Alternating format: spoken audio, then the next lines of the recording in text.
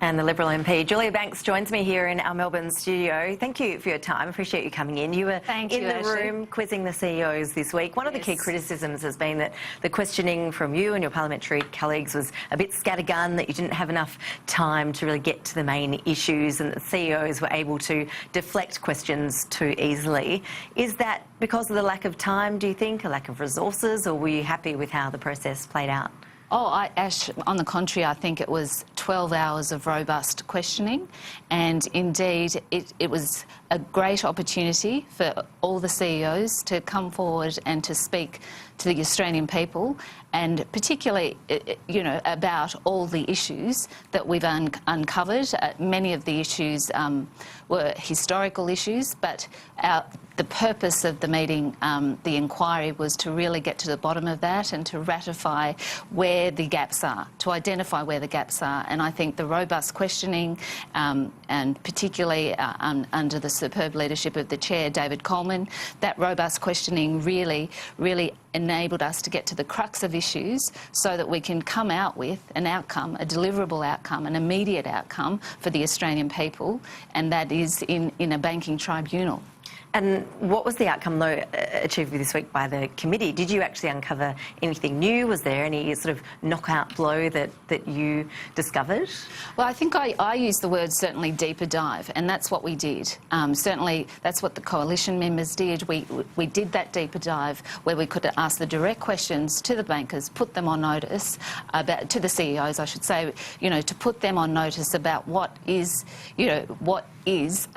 troubling the Australian people, what has troubled the Australian people for some time, for many, many years. Like the banking scandals are not new to the Australian public. But what we, rather than bleating about a Royal Commission, what we're about is having an outcome for the banks. So, regardless of whether you vote for Liberal or Labor, regardless of your side of politics, it's important that we have strong banks with high integrity. And that, those are our aims as much as they are for the Labor Party. And if we don't have strong banks with high integrity, we would never have got through the GFC.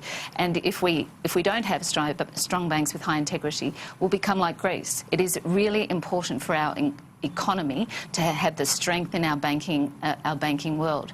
But that being said, we don't want Australian customers, and the number of stories that have come through, we don't want those stories we don't want the Australian public to be hampered by that monolith that is the bank, in terms of really taking them on. So that's what a banking tribunal will do. It'll be an easy, fast-track path for a consumer who has a grievance or on a disputed matter in any way, to go straight to this tribunal.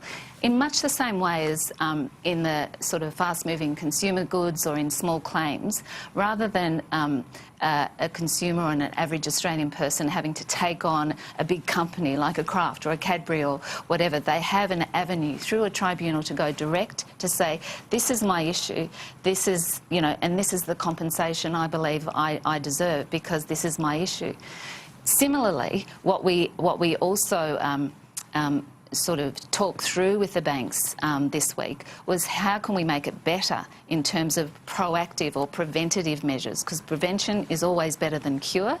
And a lot of what we saw, as we said, and as I questioned certainly Mr Narev and indeed Mr Thorburn, is sorry enough? Well, it's not enough. People are tired of them saying sorry. How would a bank tribunal, though, address that issue of prevention? Because you used the word deeper dive earlier, and that's actually the same language the Greens are using today, saying that a deeper dive needs to be taken into the root and branch causes of these problems. And the argument is that a tribunal looks at issues that have already happened and not at getting really into the crux of what's gone wrong here. The Greens have used that word in terms of deeper dive to find out more of the same. We understand, and in terms of, this week brought it out again, there are so many issues, many of them have constant themes, and many of them are where the customer is entitled to compensation. Our deeper dive was, well, how could this happen and get to this point where the banks then act after the event? Our deeper dive is to establish mechanisms. For example, we put mandatory reporting requirements on the bank in terms of even have a trigger alert in relation to matters so that they don't fester, or have an immediate alert mechanism within that tribunal, so that those elements can make a more robust ASIC. So people have to remember that the banks are very highly regulated in Australia anyway, and that is what has already created our strength. But nevertheless, we've seen these very real consumer issues, which are very concerning.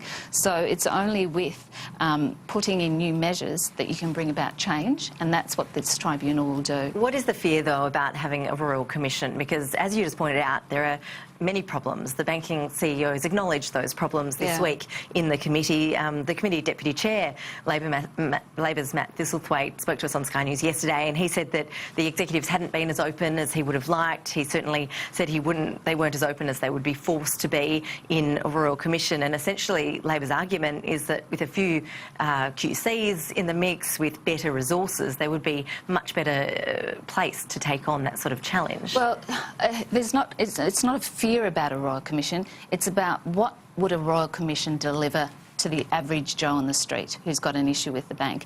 And I would suggest not much at all. The only winners out of a banking Royal Commission, which would take 2 years, would actually be the external legal firms for the banks, the lawyers for the Labor Party, for both parties, the corporate affairs people. It'd be 2 years of paperwork and you know, going through more and more claims, or, you know, indeed finding out probably similar but different claims. But what we're doing is fast-tracking that and saying, you know what, we don't need a Royal Commission. We know enough. We've seen enough, and we've done that deep dive this week.